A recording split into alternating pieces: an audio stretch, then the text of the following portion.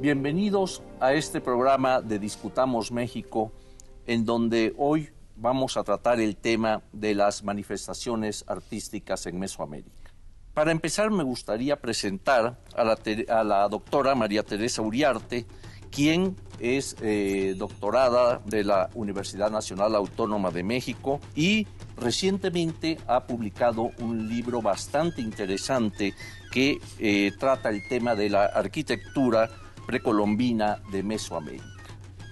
También quiero presentarles a la doctora Diana Magaloni, directora del Museo Nacional de Antropología. Bienvenida, Diana.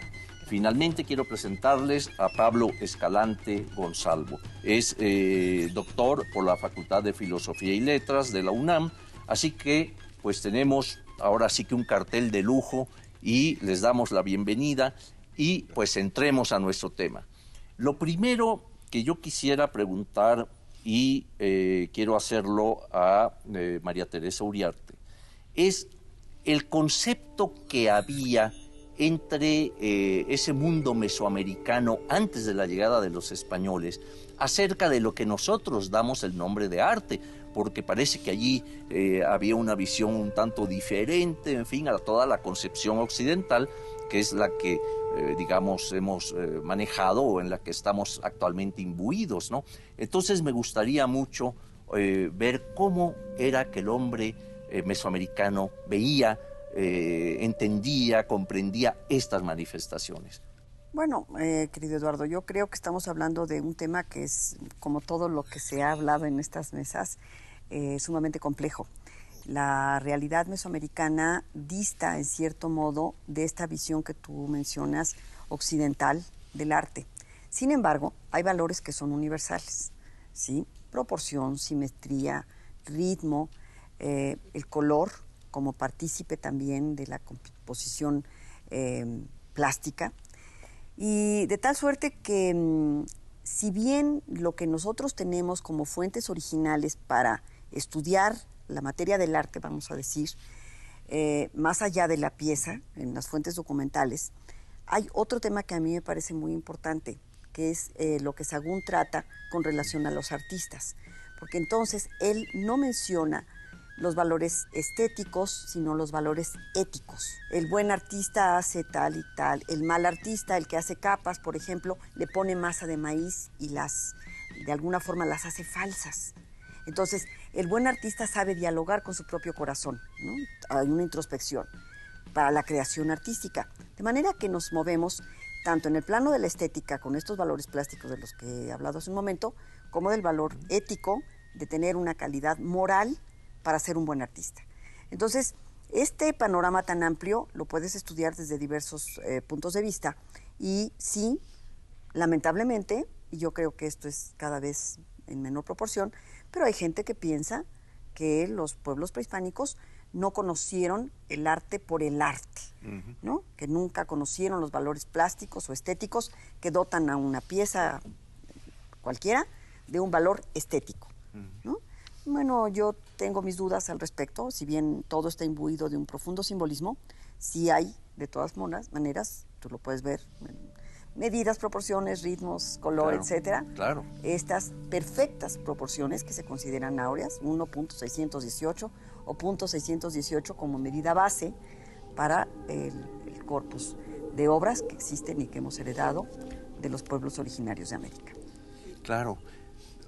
Sí. Ahondando un poco en lo que dice Tere de los valores universales, a mí me parece que un artista, ¿no? Y sobre todo en ese tiempo, un artista es quien puede interpretar el conocimiento, por un lado, entonces es quien accede a un conocimiento elevado, quien puede acceder a un corpus y a una cultura de manera extensiva y profunda, pero no solamente puede acceder como nosotros intelectuales lo hacemos a través del estudio del conocimiento, sino es quien es capaz de traducir ese conocimiento en materia. Entonces, en ese paso de la reflexión y la interpretación a hacerlo materia, es ahí que uno puede medir la calidad del arte, digamos, o del artista, su potencia creadora, y también el de las distintas civilizaciones. Claro. Y en ese sentido también es importante, además de la proporción, la simetría, el ritmo, etcétera, todo este conocimiento de la materia, ¿no? De este ser que conoce la materia a través de la observación, y por lo tanto es un científico, aquel que también puede diseñar un programa para transformar ese conocimiento en algo concreto, y por lo tanto es un técnico, y el artista que vuelve eso la materia del arte, ¿no? Claro. Entonces, nada más. Me gustaría reforzar la idea de que no debe pensarse que en el mundo prehispánico no se practicaba algo semejante a lo que nosotros llamamos arte. Yo creo que fundamentalmente se trata de las mismas tareas que realiza el arte incluso en la sociedad contemporánea. Cifrar los símbolos de una época, crear un lenguaje formal para expresar un estado, una etnia, generar una tradición que encadene la herencia de una cultura. Todas esas son funciones que tiene el arte mesoamericano, que crea valores plásticos, que crea especializaciones de oficio de una enorme sofisticación y que además nos deja ver en cada obra lo mismo que vemos frecuentemente en las obras de los artistas de otras épocas. Vemos el gusto, la personalidad, el sentido de interpretación, la variación de un artista a otro, el gusto por la línea, el error, las mismas cosas que vemos en otras obras artísticas. Que claro, este es sagrado, casi todo él, que está muy dedicado al culto de los dioses de las ciudades. Sin embargo, en una buena medida, el trabajo de los artistas y esta codificación y esta creación del lenguaje formal es similar al de otras épocas y otras regiones. Claro. Ahora, dentro de esto que mencionabas y de lo que se ha dicho, estas manifestaciones, estas expresiones del hombre, en este caso el hombre mesoamericano, hay un aspecto que, al igual que en otras latitudes, también se da, pero que aquí también vemos con una presencia muy fuerte, algo de lo que mencionabas, Pablo. Es decir, el papel del simbolismo, por ejemplo. Yo recuerdo, leyendo a Paul Westheim, o Westheim, algunos se ponen más alemanes, yo recuerdo que él decía que muchas de estas expresiones venían del mito y remitían al mito, ¿no? Es decir, todo este simbolismo de que está imbuido el arte, la expresión prehispánica, ya sea a través de la arquitectura, ya sea a través de la pintura, de la escultura, vaya hasta de la poesía, ¿no? Y la danza, de la que tenemos muy pocos ejemplos, pero por ahí los hay. Entonces sí me gustaría oír, digamos, este aspecto del simbolismo, el papel que está jugando en este mundo de dioses, ¿verdad?, de enfrentamientos, de dualidades, etcétera, ¿no? No sé si alguno de ustedes quiere abordarlo. Bueno, pensando en este científico que nosotros tenemos que buscar a través del arte. Si vamos hacia las matemáticas, por ejemplo, pensando en proporción, en ritmo, en simetría, también nos vamos al cosmos. Exacto, ¿no? claro. Y a la vinculación de estas piezas con estas deidades, con estas dualidades, el día, la noche, lo frío, lo húmedo, lo caliente, lo seco, en fin, claro, que existen en todo este simbolismo del ser humano que está en contacto permanente con un medio ambiente y con todo el entorno cósmico que le rodea, ¿no? O sea, yo creo que el científico prehispánico da base, sin duda, para un museo y para muchos estudios sobre lo que se desarrolló el ser humano desde épocas muy antiguas, tú lo sabes muy bien, en Mesoamérica, o en lo que llamamos Mesoamérica, dándole características especiales a su producción y profundamente simbólico, ¿no? Aunque estos símbolos varían a lo largo del tiempo, sin embargo, hay valores que son permanentes, tanto desde el punto de vista de las matemáticas o del arte o de la concepción, como profundamente diferentes en cuanto a la regionalización en el arte y en la periodización en el tiempo, ¿no? En cuanto a esta cuestión del contenido simbólico, el público que va a un museo sabe, cuando ve el arte prehispánico, que hay otra cosa, otra realidad atrás de la que él ve pieza. esa serpiente y que esa serpiente habla de otra cosa, que es preciso conocer y que no siempre le podemos explicar, por cierto, al visitante del museo, porque todas esas cosas están en proceso de estudio, pero que mira una imagen que hemos llamado Coatlicue, la gran escultura de la Coatlicue del Museo de Antropología, y sabemos que habla de otra cosa, que esas serpientes tienen que ver con la sangre, que ese cráneo tiene que ver con el mundo que está abajo, debajo de la tierra, que habla de lo femenino tal como era concebido en el mundo mesoamericano, o bien que tiene que ver con algún relato, como en el caso de la Coyolxauhqui, que desenterraste del centro histórico. Que esa es la imagen de algo que pasó y que ha sido narrado y que de alguna manera cada vez que se realiza ese rito con la imagen enfrente se revitaliza.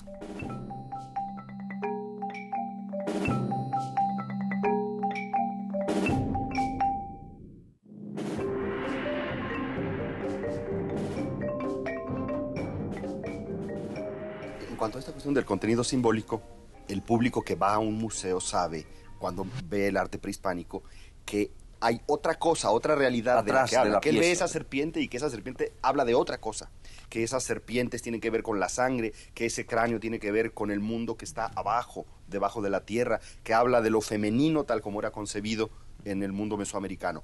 Sí. Quizá también hay que recordar que, por otra parte, no todas las manifestaciones artísticas mesoamericanas tienen esa riqueza simbólica y ese contenido religioso, porque están también los casos un poco más llanos, un poco más históricos, de el Señor y su aliado y el combate, lo que se narra, por ejemplo, en los códices.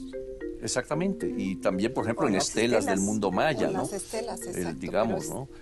Sobre esto, ¿qué querías decir? Yo nada más quería decir como una pregunta un poco general, en el sentido de que en los distintos tiempos de la historia y las distintas culturas, el arte tiene una función específica.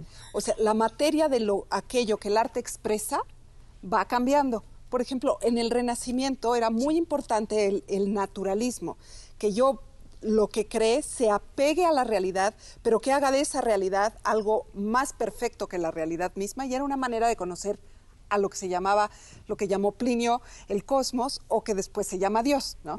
En el arte mesoamericano me parece que hay, dependiendo de las distintas regiones, pero que sí hay un intento general en Mesoamérica de materializar un mundo preeminente, un mundo que no es este mundo de todos los días, claro, del mundo histórico, sino es un mundo que existió en el principio, pero que ese principio hace ser el presente hoy.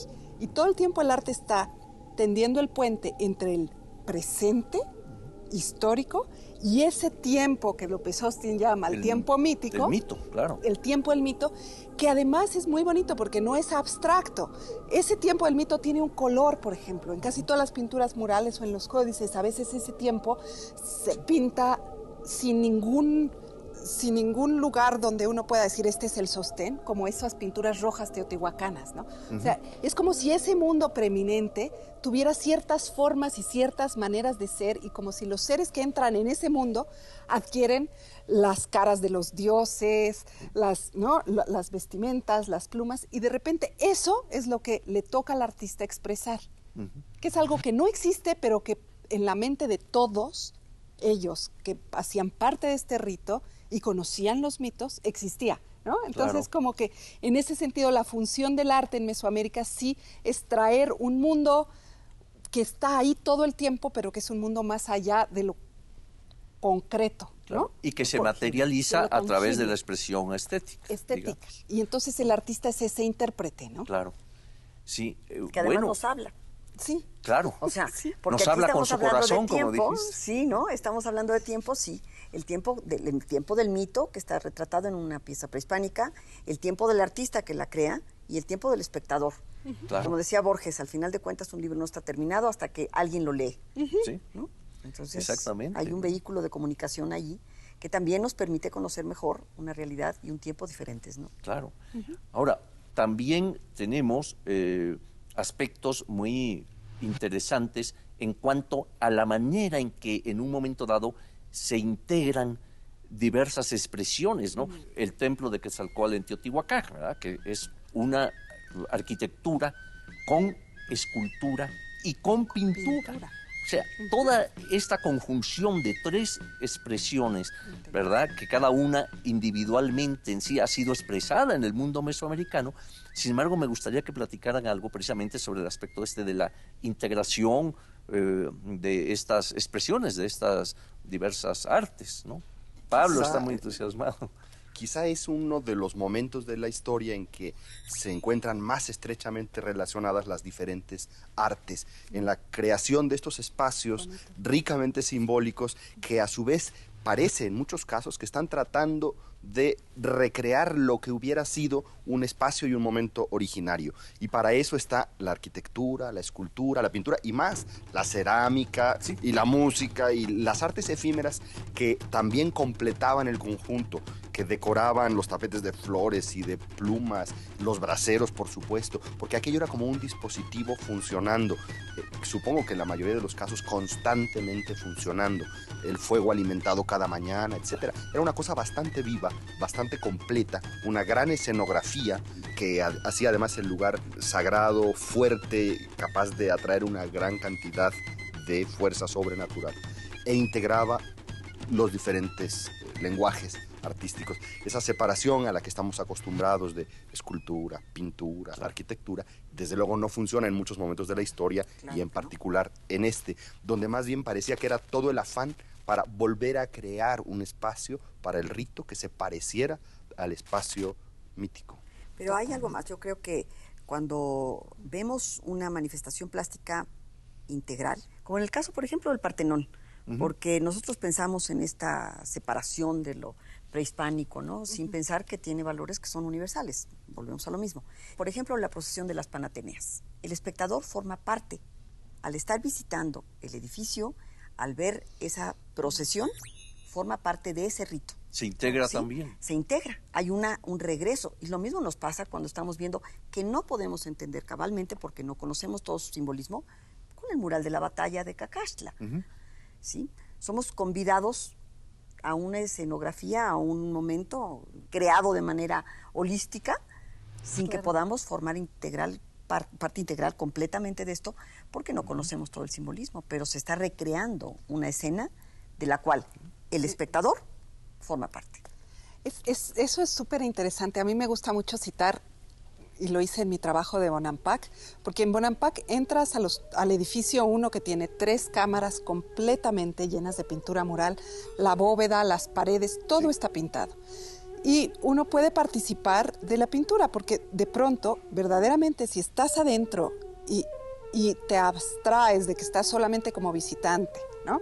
Y estás ahí, estás, es como si entraras en otro tiempo y en otro momento, porque todos los muros alrededor están pintados. Entonces la pintura en realidad transforma el espacio arquitectónico en el espacio de la representación. Es como si vamos al cine y vemos con los lentes 3D y de repente sentimos que estamos dentro de la representación, aunque la pantalla esté ahí. Esa convención de espectador mirando algo que está fuera de sí, de alguna manera se borra, y yo creo que tiene mucha razón Pablo, en el sentido de que no solamente tenemos que imaginarnos el conjunto de pintura, escultura, color, ¿no? Sino todo esto en un rito que tiene música, que tiene olores, ¿no? Que tiene a toda esta gente caminando y con brillos, etcétera. Entonces, de pronto, sí podríamos como siquiera tratar de hacer que nosotros que estudiamos el arte, hacer que los espectadores se acercaran un poco más a ese mundo tan vívido y rico, ¿no? No son representaciones que fuesen puestas para que se analizaran o para que se vieran intelectualmente. Cuando decimos que representan los pisos del cosmos y esto, es porque iban a ser de alguna manera habitados, usados en la convicción de que se formaba parte de ese espacio. Entonces nosotros lo analizamos en forma un tanto descriptiva, pero el usuario de aquel arte en realidad era el que lo bailaba toda la noche. Y el que lo bailaba oyendo el tam-tam del tambor de parche del templo de Quetzalcóatl toda la noche. Es decir, y en un estado alterado de en un conciencia. estado determinado, era parte, como lo será después en la historia de México también, de otra manera el arte, pero estaba profundamente incluido dentro de la práctica religiosa. Esa era una de sus grandes tareas, sin duda. algo que ya intuían, ya mencionaban algunos de ustedes, que no solamente hay una integración de determinadas manifestaciones que se conjuntan para dar toda una idea, un aspecto mítico, un aspecto inclusive religioso, etcétera, sino que va más allá, es decir, también capta al individuo, capta al hombre, ¿verdad? Y lo mete dentro de esto a través de lo que tú mencionabas, de la danza, la música, el canto, la poesía, lo que fuere, ¿no? Entonces es una integración plena, diría yo, que todo está conjugándose dentro de un mundo.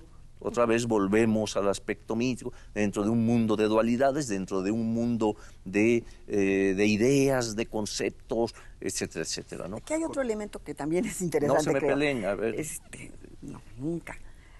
Pablo, que es un caballero en todos los aspectos. Te deja la palabra. Me deja la palabra.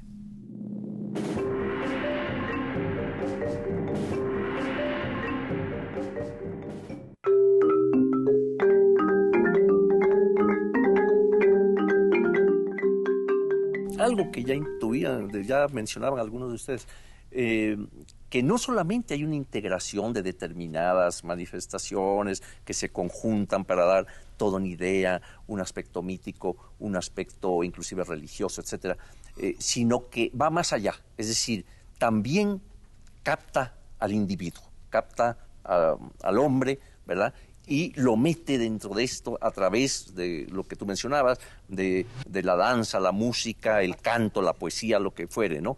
Entonces es una integración plena, diría yo, que todo está conjugándose dentro de un mundo.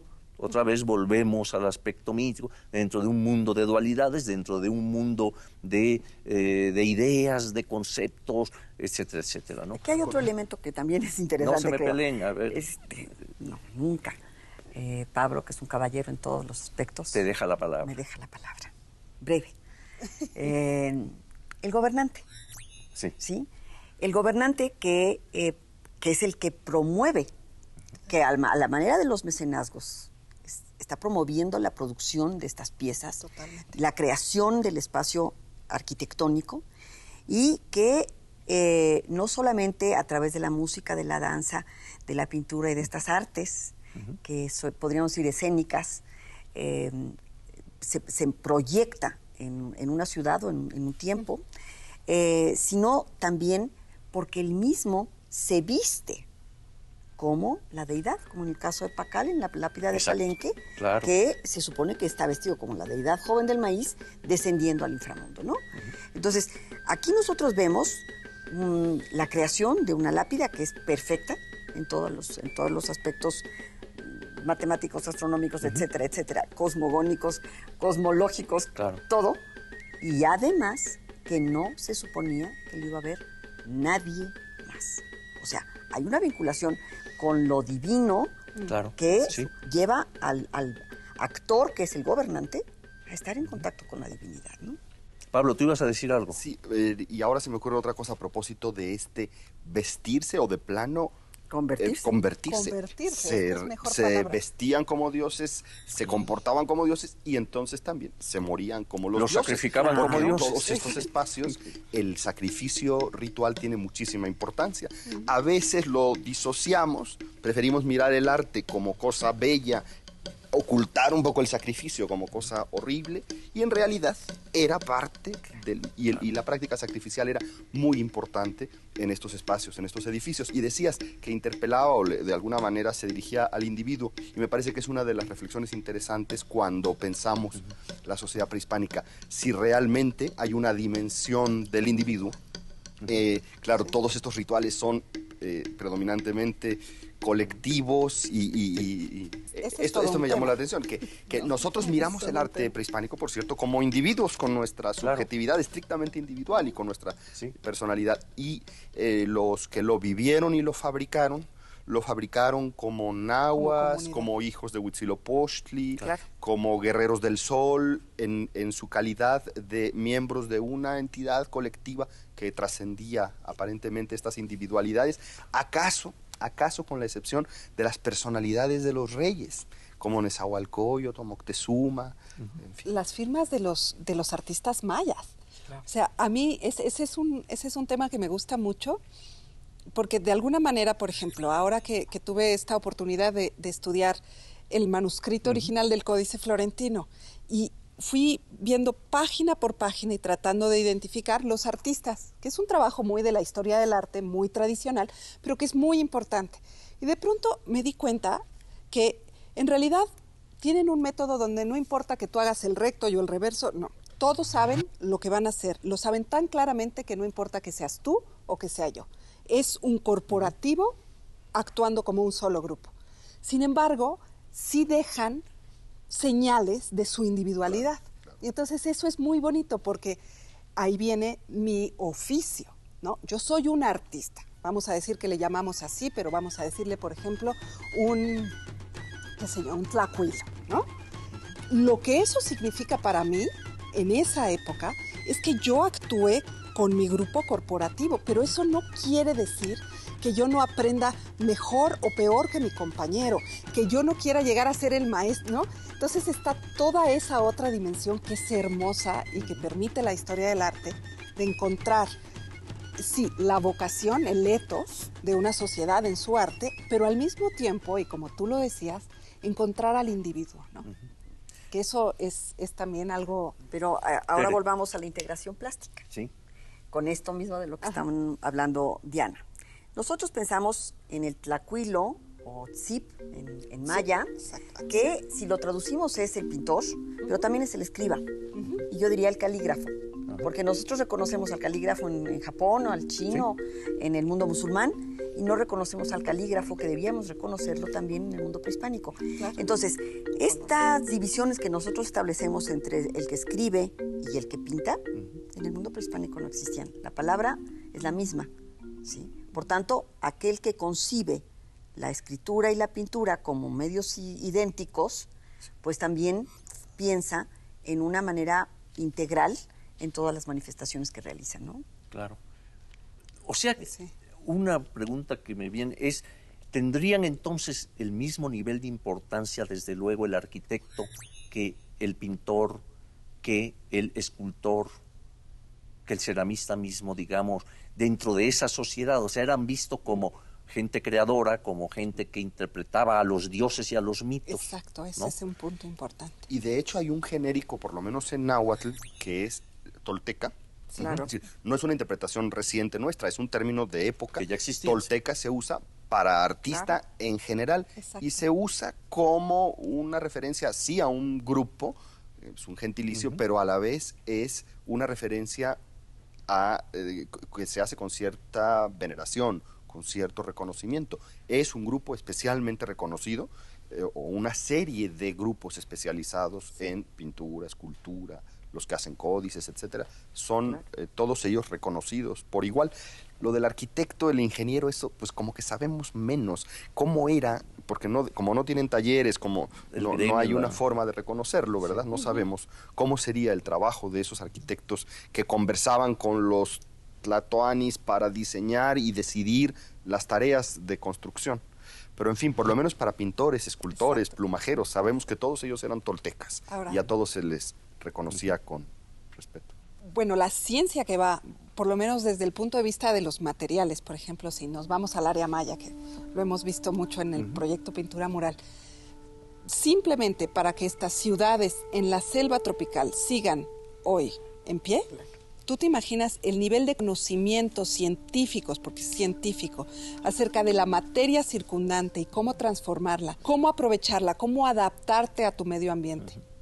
¿No? Claro. ¿Y cuántas especialidades está? ¿Quién sabe reconocer una cantera? Claro. ¿Quién sabe quemar bien la cal? ¿Quién reconoce las gomas? ¿Quién sabe reconocer de dónde, cómo se traen los pigmentos y cuál es bueno, ¿no? ¿Quién sabe cortar o no cortar piedra? Y después tienes que hacer cálculos. Claro. Forzosamente. Pero además entonces hay algo más ahí que también en la arquitectura maneras, lo podemos ver, que es el simbolismo de la arquitectura. Sí, claro. Porque la arquitectura no solamente la podemos medir y ver que sus proporciones son perfectas y el ritmo de sus puertas, por ejemplo, en el caso de Mitla, ¿no? En el cuadrángulo de las monjas, o de muchos otros ejemplos que podríamos citar, pero que no lo voy a hacer, sino esa arquitectura en un entorno de geomancia, ¿no? De relación directa con la tierra, la calzada de los muertos y la montaña al fondo, ¿no? Que nos remite al origen, que nos remite a todo el simbolismo. Entonces, si bien no tenemos esta identificación precisa de los arquitectos o de los escultores, sí suponemos, por este orden perfecto que existe tanto en las tierras bajas como en el altiplano, en la arquitectura, que debió haber sido una gente que, como decía Pablo, pues dialogaba con el Tlatoani, ¿no? Con el señor. ¿Qué quiere usted hacer, señor Pacal, no? ¿Qué se le antoja ahora? ¿Qué se le antoja hoy? Sí.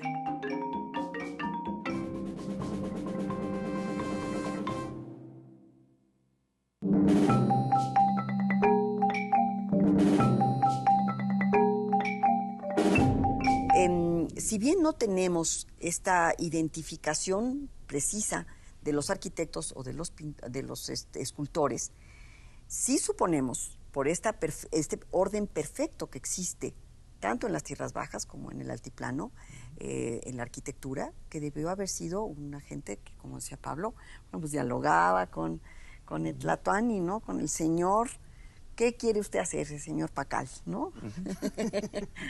¿Qué se le antoja ahora? ¿Qué se le antoja hoy? Sí. Bueno, y seguramente era un sistema bastante jerárquico, como sabemos que en general era la sociedad prehispánica, que identificaba a un jefe dentro de cualquier área de actividad que dirigía los proyectos. Y además sí hay una lógica de escalafón, de estratos de conocimiento, y seguro que esto tuvo que ser fundamental para hacer una pirámide como la de Tajín, por ejemplo. Claro. Bueno, nos hemos ido aproximando a un aspecto. Se mencionó hace un rato todo este mundo de hace 500 años y 3.000, cientos o miles de años atrás, ¿verdad? Cómo se nos presenta hoy al investigador, tú mencionabas algo de esto, al que va a pretender o tratar de interpretar todo ese mundo de color, de forma, de figura, ¿no? de edificios, en fin. Entonces, y aquí tenemos precisamente 3 muy buenos investigadores. Entonces, yo creo que ahora podemos entrar también al terreno de cómo están investigando y qué están investigando. Por ejemplo, el caso de Diana Magaloni. Diana, en algún momento dado, y a través de uno de sus estudios, que si mal no recuerdo le sirvió de tesis en Cacaxtla, nos abrió mucho un mundo de, digamos, de lo que no se ve de las expresiones estéticas, es decir, lo que está atrás del color o de todas estas cosas. Y se puso a investigar cuáles eran los componentes del pigmento que se había encontrado, por ejemplo, en esa maravillosa expresión que es Cacaxtla, ¿no?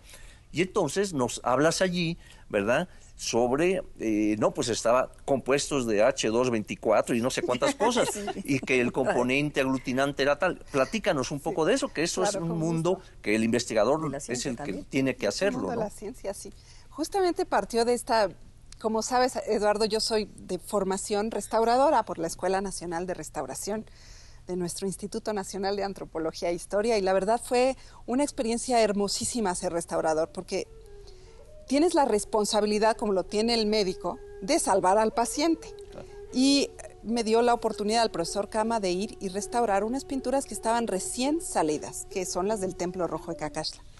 Y cuando me acerqué a ellas, yo dije, yo hasta que no sepa cómo las hicieron, no le meto ningún material moderno. Así me acusen de que se van a caer, yo no lo voy a hacer, y me dediqué realmente a investigar cómo se hicieron. Porque en el cómo se hicieron está la ciencia.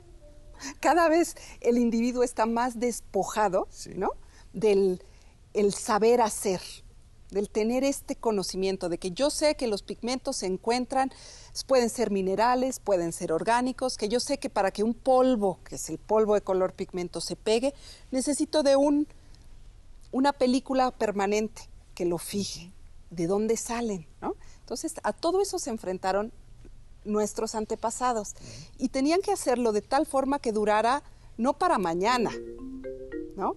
Porque eran, como habíamos dicho, pues pinturas para recrear este mundo del principio, ¿no? Entonces, en Cacaxtla lo que hicieron básicamente son todos casi pigmentos minerales. Tienen un pigmento azul, que es un pigmento que viene y sabemos que viene del área maya y que se fabrica en el área maya, cosa que ya te está diciendo del, ¿no?, comercio, y que lo hacen en 3 tonalidades distintas que son particulares a Cacaxtla, ¿no? Entonces es un pigmento fabricado o con receta del área maya, pero distinto a aquellos del área maya también, claro, que era muy interesante así en términos de comunicación. Y trabajaron la cal. La cal son piedras calizas que para hacerlas las tienes que calcinar a mínimo 900 grados centígrados, meter en agua y transformar esa piedra en una pasta untuosa que después se va a volver a transformar en piedra, pero en una piedra como la quiero yo, planita, ¿no? Y entonces, en ese proceso, los mesoamericanos encontraron, como para la nixtamalización, esta química alcalina mesoamericana, donde la cal se trabaja con gomas vegetales y en ese unirse hacen una cal que a nivel científico trabaja como si fueran nanocristales, es muy plástica y muy resistente. Entonces ponen esta cal ya con la goma y tienen mucho tiempo más para que esta cal se seque. Entonces tienen mucho tiempo de aplicar el color y lo aplican con una agua de cal, transparente, que tiene la misma goma. Entonces si lo llamáramos, es un fresco, pero no es un fresco, porque están pensando distinto que los pompeyanos, ¿no? Ellos están igualito que en Italia hay polenta de maíz, pero no es la nixtamalización, y la polenta no tiene todas las proteínas que suelta el grano de maíz cuando tú lo sumerges en cal viva, ¿no? Entonces hace parte de una química distinta mesoamericana que permite las expresiones artísticas que tenemos hoy. Entonces entender eso ayuda a saber cómo lo restauras y a conocer un mundo nuevo de científicos, ¿no? Sí, o sea, claro. De comercio, ¿Y qué aglutinantes encontraste Cacaxtla concretamente? Tiene nopal. Nopal. ¿La baba del nopal? La baba del nopal para hacer la cal, y la goma, porque los nopales son arbóreos, o sea, sí, pueden crecer mucho. A cualquier árbol, si tú lo hieres, sí, exuda sí, una resina o una goma para protegerse. Esa tú la mueles y la puedes disolver solamente en algo muy alcalino, claro, agua de cal viva.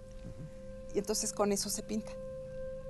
Bueno, pero eso fue lo que encontró Diana en Cacaxtla, que después lo hizo en la zona maya, y resulta que nuestros pintores de la zona maya pues tenían una técnica similar, pero con distintos materiales. Sí. Ah, fíjate. O sea, que la cal podría ser tanto orgánica, en sentido sí, de es justo, que mineral, ¿no? O sea, claro, y los árboles son diferentes, las gomas son distintas, que es yo creo que parte de la aportación enorme que hizo Diana al conocimiento de la técnica de la pintura. Es más la orquídea, ¿verdad?, entre los mayas que el nopal, porque nopal mucho allí no hay. No, en el área maya, que es bien interesante, hay mucho, o sea, la selva tropical tiene montones de árboles. Entonces, ese fue el reto, ¿no? Tuve que leer muchísima etnohistoria, muchísimo, pero uno se da cuenta que hay toda una cultura en la selva de las cortezas. Claro. ¿Y para qué sirven las cortezas? Para hacer papel amate. ¿Y para qué sirven las cortezas? Para hacer cuerdas, ¿no? ¿Y para qué sirven? Para hacer vestidos. Y todavía los lacandones las usan. Y hay una corteza de un árbol que en el diccionario se llama jolol, que lo traducen del maya yucateco como si fuera una lejía. Y la lejía se te queda resbalosa en las manos. Esta corteza tú la pones en agua de cal y hace una goma así. Es un látex, digamos. No, es completamente transparente, completamente fácil de disolver en agua. Y si tú matas la cal, es decir, pones la cal viva en esa agua con jolol, con estas cortezas, en 2 semanas tienes una cal que parece que hiciste merengue. No es por nada, pero los romanos se tardaban más. Sí, se tardaban. Sí, en Roma, por ejemplo, se dejaba la cal mínimo 6 meses, está estipulado. En el Renacimiento se heredaban las caleras, claro, para que realmente se humectaran todos estos pequeños cristales. Lo que hacen las gomas es que envuelven cada cristal y le dejan el agua adentro. Carambas. Y entonces Pues, por eso es que los mayas tienen estos bajorrelieves fantásticos, sí. que uno los ve y casi no tienen carga siquiera, tienen piedras para anclarse, pero es que esta cal es plástica y además se hincha. Entonces tienes algo muy ligero y que trabaja como, con los científicos que ahora trabajamos dicen, ¿pero cómo sabían esto? Les digo, pues es que eran mexicanos. Eran seres humanos y tenían un cerebro como el nuestro.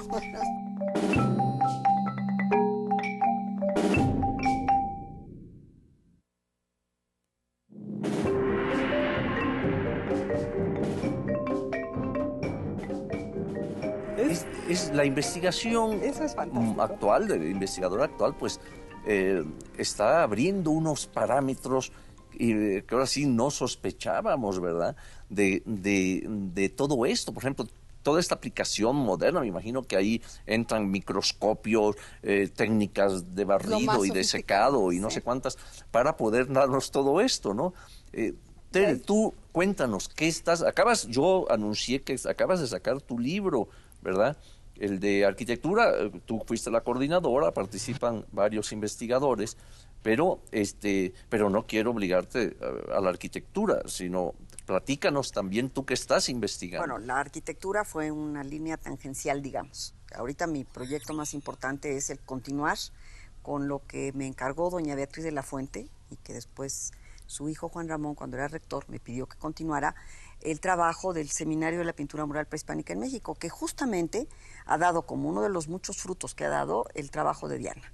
¿Sí? Y que el Museo de la Pintura Mural Teotihuacana no existiría si no hubiera sido por el proyecto. Y los fragmentos del pasado que hicimos en San Ildefonso tampoco se habrían dado si no fuera por el proyecto. Ahora estamos, y nos queda pendiente todavía mucho trabajo, mucho más de lo que yo quisiera, porque el investigador, aunque se plantea tiempos y rutas críticas, pues no sabe, es como en el jardín de los jardines, no, en el sendero, el jardín de los senderos que se bifurcan de Borges, ¿no? Llegas aquí, acá y acá y acá y se te hace un dendrograma, ¿no? Sí. Y entonces, bueno, ahora estamos trabajando Cacaxtla, que creo que va a ser para el próximo año una de las metas que tenemos para terminar. Creo que nos va a salir muy bien Genoveva Lucet con todas las recreaciones en tercera dimensión para tener una idea más cercana de cómo se veía en su momento Cacaxtla. Y estamos trabajando también la Huasteca y por primera vez vamos a participar, gracias al trabajo de Diana, con el Instituto Nacional de Antropología en el rescate de unos murales que están prácticamente perdidos en la Huasteca, en Tamuín, que es este sitio espectacular, Sí. que ha perdido casi por completo su pintura. Entonces, el proyecto de la pintura mural prehispánica en México, junto con el Instituto Nacional de Antropología e Historia, y la Universidad de Florencia, a través de Diana, vamos a participar en restaurar, en rescatar, en salvar unos murales prehispánicos, ¿no? No, pues una labor fascinante, además, en la que intervienen diversos especialistas, en la que además el fondo de ella es preservar precisamente para futuras generaciones todo un acervo patrimonial, claro, todo un conjunto de obras. Y qué bueno que esto se dé ahora en el Tajín, en el Tamuín. También lo vamos a hacer en el Tajín. También te vas a aventar al Tajín. Bueno, nos falta todavía en el proyecto. Y nos falta tu trabajo, profesor, para que nos ayudes. Sí, tengo que escribir. No, ya está casi terminado mi artículo para el corpus de pintura mural prehispánica, o sea que te voy a dar la sorpresa en enero. Pero también vemos otra expresión que Pablo ha trabajado mucho, los códices, ¿no? No solo los códices prehispánicos, sino el momento, y llegamos a ese instante histórico en que se presenta España, en que viene este encuentro de dos mundos, como lo ha llamado Miguel León Portilla, y se dan toda una serie también de aspectos, digamos, sincréticos en cierto aspecto, en otros se continúan otras ideas, se imponen otras más. En fin, ¿qué nos puedes decir de ese mundo también de color, de contenido, de esencia, que es el mundo de los códices? Bueno, como sabes, el tema de los códices ha sido uno de los que más me han interesado dentro del universo de las manifestaciones artísticas prehispánicas. Generalmente cuando uno trabaja códices es muy difícil aislar los prehispánicos y los coloniales. Se trata de un oficio y de un tipo de objeto que se siguió haciendo a lo largo de la época colonial, sobre todo en el siglo XVI, y muchas de las claves para entender ese oficio y para entender su lenguaje las proporcionan documentos coloniales, de manera que no podemos discriminar los anteriores y los posteriores, aunque desde luego tienen diferencias importantes. Códices se hicieron en Mesoamérica probablemente siempre. Los más antiguos de los que tenemos noticia son del Clásico, son probablemente por ahí del año 300, algún códice que se encontró petrificado, que no hubo técnica ni forma en ese momento de abrirlo y eventualmente se extravió. Pero bueno, sabemos que existía y basta con ver otros testimonios como para pensar que debió existir algún tipo de soporte en papel para diseñar trazos, para preparar una pintura. Conocemos los del posclásico, los que existían a la hora de la conquista, sobrevivieron unos pocos, pero en ese mismo lenguaje pictográfico, característico del códice mesoamericano, y con muchas de sus convenciones estilísticas, se siguieron pintando códices durante la época colonial. El interés en los códices me fue llevando a mí cada vez más en preocuparme, en profundizar en cómo cambió el arte indígena durante el siglo XVI a raíz del contacto con los frailes, sobre todo, y sus escuelas de artes y oficios, y su afán por enseñar nuevos recursos y nuevos lenguajes artísticos a los indios. Entonces me he interesado especialmente en ese asunto, cómo cambia el arte indígena durante el XVI. Esto presupone, desde luego, que en el caso del México indígena no hubo una destrucción total o una erradicación total de las prácticas de la cultura indígena. Entre otras, las artísticas persistieron. Y es muy interesante estudiar de qué manera persisten y de qué manera además se integran o se conservan dentro del mundo colonial. Me interesa pues cómo cambian, y cambian porque, por ejemplo, llegan los grabados europeos que sirven como modelo para muchos artistas indígenas en sus nuevas composiciones, porque hay nuevos temas que empiezan a desarrollarse en los códices, y porque también están los frailes pidiéndoles a los indígenas que no hagan tan cabezones a los personajes de sus historias, preocupados por las proporciones de la figura humana y trayendo su idea de las proporciones del Renacimiento, pero permitiendo y propiciando la continuación de un arte que existía antes de la conquista. Entre otras cosas, porque existió un gran proyecto, por lo menos durante unas 6 décadas en el siglo XVI, de construir una cultura y una liturgia sincréticas que integraran elementos de las dos tradiciones, porque para muchos frailes, para el obispo Zumárraga, para autoridades y colegiales españoles, era importante que hubiese un reconocimiento del indígena en la nueva cultura, que hubiera indígenas que conocieran a fondo la cultura occidental, pero que además pudieran incorporar la tradición propia dentro de las nuevas manifestaciones. Y eso da lugar a que estén presentes en la cultura del siglo XVI de manera muy especial elementos de las tradiciones artísticas mesoamericanas, desde luego las pinturas mismas, pero cosas tan sencillas de la cultura festiva mesoamericana como las plumas. Hay una anécdota que vale la pena decir si tenemos unos segundos, del cabildo, o sea, del ayuntamiento indígena de la ciudad de Tlaxcala, de mediados del siglo XVI. Es un acta, cierto día se reúne el ayuntamiento y dicen, sale un bando del ayuntamiento que dice: aquellos que vienen a danzar en el templo de San Francisco, que se abstengan de tomar las plumas de quetzal del mantel del altar de la iglesia y que traigan sus propias plumas. Lo cual nos dice que danzar como parte de la liturgia cristiana estaba plenamente aceptado. Así era en efecto. Los frailes propiciaban y aceptaban que los indígenas bailaran a la Virgen y bailaran en el contexto de la liturgia. También nos dice que la iglesia estaba decorada con plumas de quetzal. En el altar había plumas de quetzal. Y nos dice que estaban empezando a escasear, de manera que ya no podían traer las propias. Eso expresa bastante esta cultura del siglo XVI, del sincretismo, que propició que los artistas indígenas trajeran consigo a la nueva cultura, a los nuevos estilos, aquello que correspondía con su tradición y que podía integrarse.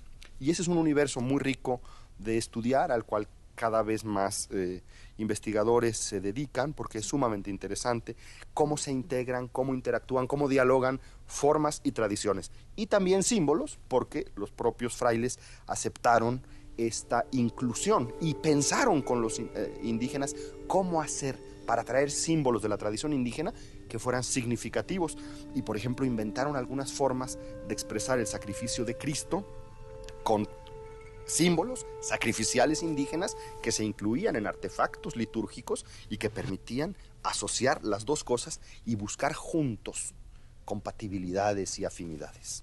Ese es el campo que más me interesa. Bueno, pues hemos escuchado el quehacer de 3 investigadores dedicados a aspectos diferentes de lo que era esa maravillosa producción prehispánica y la manera en que han ido abordando, ¿verdad?, enfoques, la tecnología moderna aplicada a todo este mundo de la antigüedad, ¿verdad? Y pues desgraciadamente, qué lástima, ¿no?, que tengamos que llegar al final, ¿no? Porque yo creo que este mundo se nos presenta de una manera maravillosa, impresionante, pero sobre todo es la labor del investigador actual, con paciencia, con la mejor tecnología, quien nos está dando la base para una mejor comprensión del mundo prehispánico. Entonces yo les agradezco su presencia y pues es el momento de despedirnos e invitarlos al siguiente programa de Discutamos México. Muchas gracias.